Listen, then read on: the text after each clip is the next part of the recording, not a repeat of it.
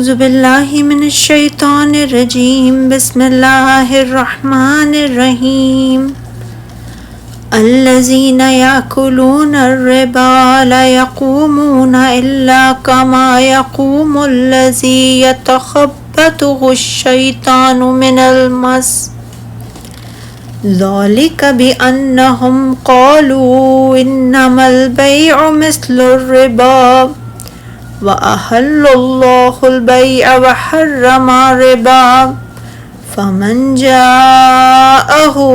مَوْعِظَةٌ مِّن رَّبِّهِ فَانتَهَىٰ فَلَهُ مَا سَلَفَ وَأَمْرُهُ إِلَّى اللَّهِ وَمَنْ عَادَ فَأُولَٰئِكَ أَصْحَابُ النَّارِ هُمْ فِيهَا خَالِدُونَ۔ جو لوگ سود کھاتے ہیں وہ قیامت کے دن اس شخص کی طرح کھڑے ہوں گے جسے شیطان نے چھو کر بدحواس کر دیا ہو۔ یہ سزا اس لیے ملے گی کہ وہ کہتے تھے تجارت بھی سود ہی کی طرح ہے، حالانکہ اللہ نے تجارت کو حلال کیا ہے اور سود کو حرام۔ پھر جس شخص کے پاس اس کے رب کی طرف سے نصیحت آ جائے اور وہ سود کھانے سے باز رہے تو جو کچھ وہ پہلے کھا چکا سو کھا چکا، اس کا معاملہ اللہ کے حوالے ہے۔ اور جو شخص دوبارہ سودی معاملہ کرے تو ایسے لوگ دوزخی ہیں، وہ اس میں ہمیشہ رہیں گے۔ جب اللہ تعالیٰ نے اپنے ان نیکوکار بندوں کا تذکرہ فرمایا جو اس کی راہ میں خرچ کرتے، زکوٰۃ ادا کرتے اور تمام احوال و اوقات میں ضرورت مندوں اور رشتہ داروں کے ساتھ نیکی اور صدقہ خیرات کے ساتھ حسن سلوک کا مظاہرہ کرتے ہیں، تو وہ اب ان لوگوں کا ذکر فرما رہا ہے جو سود کھاتے اور لوگوں کے اموال کو باطل طریقوں سے اور مختلف ہیلے بہانوں سے کھاتے ہیں، اور ان کے بارے میں بتایا ہے کہ جب قیامت کے دن یہ اپنی قبروں سے نکلیں گے تو ان کی کیفیت یہ ہوگی۔ جو لوگ سود کھاتے ہیں وہ قبروں سے اس شخص کی طرح بدحواس اور حواس باختہ اٹھیں گے جسے شیطان نے چھو کر دیوانہ بنا دیا ہو، یعنی قیامت کے دن وہ قبروں سے اس طرح اٹھیں گے جیسے کہ آسیب زدہ حالت آسیب میں اٹھتا ہے کہ جن نے لپٹ کر اسے دیوانہ بنا رکھا ہو، یعنی بہت ہی بری حالت میں کھڑا ہوتا ہے۔ رسول اللہ صلی اللہ علیہ وسلم کے ایک خواب میں ایک طویل حدیث میں بیان فرمایا ہے کہ پھر میں اور وہ دو آدمی جو خواب میں میرے ساتھ تھے ایک نہر پر آئے۔ میرے خیال میں انہوں نے یہ بھی فرمایا تھا کہ وہ نہر خون کی طرح سرخ تھی اور اس نہر میں ایک آدمی تیر رہا تھا، اور اس نہر کے کنارے پر بھی ایک آدمی تھا جس نے اپنے پاس بہت سے پتھر جمع کر رکھے تھے۔ یہ تیرنے والا شخص جب تک چاہتا تیرتا، اور جب اس شخص کے پاس آتا جس نے اپنے پاس پتھر جمع کر رکھے تھے وہ اس کے منہ کو کھولتا اور اس میں ایک پتھر کو داخل کر دیتا۔ پھر اس کی تعبیر میں بتایا کہ اس سے مراد سود کھانے والا ہے۔ ارشاد باری تعالیٰ ہے کہ یہ سزا اس لیے کہ وہ کہتے ہیں کہ بلا شبہ تجارت سود ہی کی طرح ہے، حالانکہ تجارت کو اللہ تعالیٰ نے حلال کیا ہے اور سود کو حرام، یعنی انہوں نے اسے جائز اس لیے قرار دیا کہ انہیں اللہ تعالیٰ کی مقرر کردہ احکام شریعت پر اعتراض تھا۔ انہوں نے سود کو بے پر قیاس نہیں کیا کیونکہ مشرکین نے اس اصل بے کی مشروعیت ہی کی معترف نہیں تھے جسے اللہ تعالیٰ نے قرآن مجید میں جائز قرار دیا ہے، اور اگر ان کی یہ بات قیاس پر مبنی ہوتی تو پھر وہ اس طرح کہتے بلا شبہ سود تجارت ہی کی طرح ہے، جبکہ انہوں نے یہ کہا کہ بلا شبہ تجارت سود ہی کی طرح ہے، یعنی جب بے سود ہی کی طرح ہے تو پھر اس کو حرام اور اس کو حلال کیوں قرار دیا گیا؟ ان کا یہ اعتراض شریعت پر تھا کہ جب یہ دونوں چیزیں ایک جیسی ہیں تو ان میں سے ایک کو حلال اور دوسری کو حرام کیوں قرار دیا گیا؟ تو ارشاد باری تعالیٰ ہے حالانکہ تجارت کو اللہ نے حلال کیا ہے اور سود کو حرام۔ اس جملے کے متعلق یہ بھی احتمال ہے کہ ان کی تردید کے سلسلے میں انہی کے کلام کا حصہ ہو، یعنی یہ ان کے اعتراض ہی کا جواب ہو کہ باوجود ان کے کہ انہیں معلوم ہے کہ اللہ نے ان دونوں کے حکم میں فرق کیا ہے پھر بھی وہ نہیں مانتے۔ اور وہ ذات گرامی علیم و حکیم ہے، کوئی اس کے حکم کو ٹال نہیں سکتا، اور جو وہ کرتا ہے اس کے بارے میں اس سے پوچھا نہیں جا سکتا، جبکہ تمام بندگان الہی اس کی بارگاہ الہی میں جواب دہ ہیں۔ وہی تمام امور و معاملات کے حقائق اور مصلحتوں کو جانتا ہے۔ وہ خوب جانتا ہے کہ اس کے بندوں کے لیے کون سی چیز نفع بخش ہے تو اسے وہ ان کے لیے جائز قرار دے دیتا ہے، اور کون سی چیز ان کے لیے نقصان دہ ہے تو اس سے وہ انہیں منع فرما دیتا ہے۔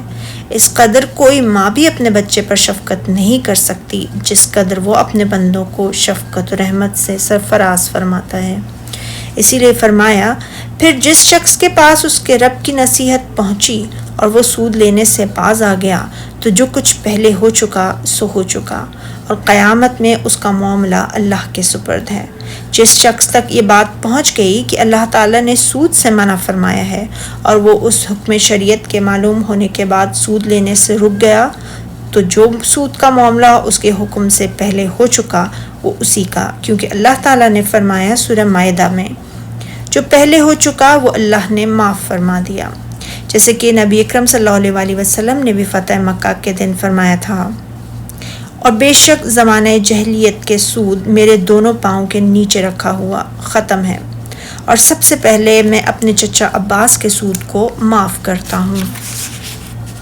آپ صلی اللہ علیہ وسلم نے یہ حکم نہیں دیا تھا کہ زمانہ جہلیت میں وہ جو سود لے چکے ہیں اسے بھی واپس کریں، بلکہ جو پہلے ہو چکا اسے آپ نے کل دم فرما دیا، جیسے کہ اللہ تعالیٰ نے یہاں پہ فرمایا، تو جو کچھ پہلے ہو چکا وہ اسی کا ہے اور قیامت میں اس کا معاملہ اللہ کے سپرد ہے۔ پھر اللہ تعالیٰ نے فرمایا، یعنی جو شخص پھر سودی معاملہ کرے تو اس نے اللہ تعالیٰ کی طرف سے ممانعت کے حکم کے پہنچنے کے بعد ایسا کیا، لہٰذا وہ مستجب سزا ہے کیونکہ اس پر حجت قائم ہو چکی ہے۔ اسی لیے فرمایا، تو ایسے لوگ دوزخی ہیں کہ ہمیشہ اس دوزخ میں جلتے رہیں گے۔ حضرت جبار رضی اللہ تعالیٰ عنہ سے روایت ہے، انہوں نے کہا، جب یہ آیت نازل ہوئی تو رسول اللہ صلی اللہ علیہ وسلم نے فرمایا، جو شخص بٹائی پر زمین دینے کو ترک نہ کرے تو وہ اللہ اور اس کے رسول سے جنگ کے لیے تیار ہو جائے۔ بے مخابرہ زمین کی پیداوار کے کچھ حصہ مثلاً ثالث یا ربع دینے کی شرط پر مزارعت، بے مزابنہ کھجور کے درختوں پر لگی ہوئی تر و تازہ کھجوروں کو خشک کھجوروں کے عوض خریدنا، بے محاقلہ خوشوں میں موجود دانوں کو زمین پر ڈھیر خوشوں کی عوض خریدنا، اور اس طرح کے دیگر بہت سی اشیاء کو اسی لیے حرام قرار دیا گیا ہے تاکہ سود کا خاتمہ کیا جا سکے، کیونکہ خشک ہونے سے قبل دونوں چیزوں کے مساوی ہونے کو معلوم نہیں کیا جا سکتا۔ سود کا مسئلہ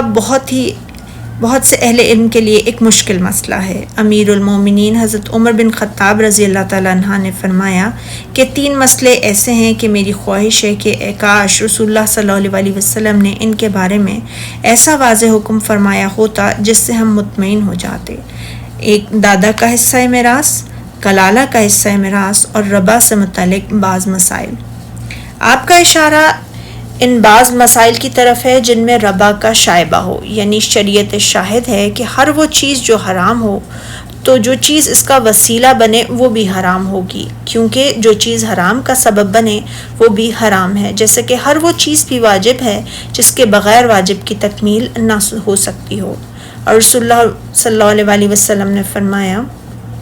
بے شک حلال واضح ہے اور حرام بھی واضح ہے، ان کے درمیان بہت سے امور متشابہ ہیں، تو جو متشابہات سے بچ گیا اس نے اپنے دین و عزت کو محفوظ کر لیا، اور جو مشابہات میں پڑ گیا تو وہ حرام میں پڑ گیا۔ اس طرح کہ وہ چرواہا جو چراگاہ کے ارد گرد اپنے جانور چراتا ہے، ہو سکتا ہے کہ چراگاہ ہی میں چرانے والے لگ جائے۔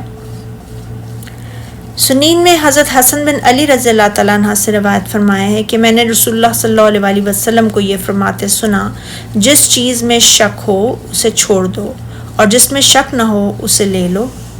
حضرت عمر رضی اللہ تعالیٰ عنہ نے فرمایا سب سے آخر میں نازل ہونے والی آیت آیت ربا ہے، اور رسول اللہ صلی اللہ علیہ وسلم اس کی تفسیر جو ان کی تمام جزیات کو شامل ہو اور قیاس کی ضرورت بھی نہ رہنے دے فرمانے سے قبل اللہ تعالیٰ کے حضور تشریف لے گئے، لہٰذا ہر ربا کو بھی چھوڑ دو اور ہر اس چیز کو بھی جس کے ربا ہونے کا شک ہو۔ رسول اللہ صلی اللہ علیہ وسلم نے فرمایا سود کے 70 درجے ہیں، ان میں سے سب سے کم درجے کا گناہ اس قدر ہے جیسے کوئی اپنی ماں سے نکاح کرے۔ اسی قبیل سے یعنی وہ وسائل بھی حرام ہیں جو محرمات تک پہنچنے والے ہوں۔ جب ربا سے متعلق سورہ بقرہ کی آخری آیات نازل ہوئیں تو رسول اللہ صلی اللہ علیہ وسلم مسجد میں تشریف لائے اور آپ نے ان کی تلاوت فرمائی، پھر آپ نے شراب کی تجارت کو بھی حرام قرار دے دیا۔ رسول اللہ صلی اللہ علیہ وسلم نے یہ بھی فرمایا اللہ تعالیٰ یہودیوں پر لعنت فرمائے کہ ان کے لیے چربیوں کو حرام قرار دے دیا گیا تو انہوں نے انہیں پگھلایا اور انہیں بیچ کر ان کی قیمت کو کھانا شروع کر دیا۔ رسول اللہ صلی اللہ علیہ وسلم نے فرمایا سود کھانے والے کھلانے والے دونوں گواہی دینے والوں اور اس کے لکھنے والوں پر اللہ تعالیٰ کی لعنت ہے، اور علماء نے لکھا ہے کہ اس سے مراد وہ شخص ہے جو سودی لین دین کے بارے میں گواہی دے یا سودی دستاویز کو لکھے، اور اگر کسی معاملے کو بظاہر شرعی صورت میں پیش کیا جائے لیکن حقیقت طور پر وہ فاسد ہو تو اس کی ظاہری صورت کا اعتبار نہیں کیا جائے گا بلکہ اس کی حقیقت کو پیش نظر رکھا جائے گا، کیونکہ اعمال کا دار و مدار اور انحصار نیتوں پر ہے۔ سبحانک اللہم و بحمدک اشہد ان لا الہ الا انت استغفرک و اتوب الیک۔